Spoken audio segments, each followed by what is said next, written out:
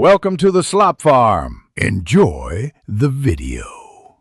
You begin by confirming eligibility. Check the device serial in Settings General About, then verify the purchase date. Once done, sign into your Apple ID. This connects coverage to your account. Next, open Settings General About, tap Applecare or Coverage, or go to Apple.com/support/products and enter the serial number. Do this now so you don't lose time. Apple verifies dates and model before allowing purchase, and having invoice PDF handy speeds verification. You'll next choose the exact plan. Compare Applecare Plus with accidental damage versus standard Applecare.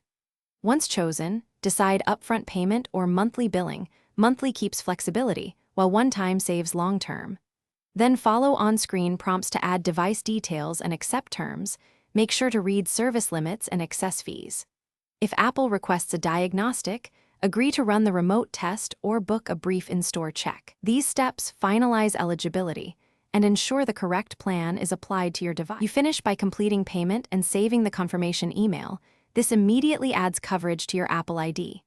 Once purchased, go to Settings General About to confirm coverage status or view it on Apple.com/support with your serial.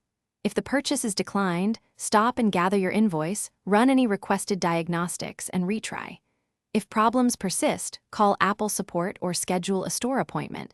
Having serial, proof of purchase, and a screenshot of the denial speeds resolution and gets you covered. Thanks for watching. Consider subscribing if we helped you today.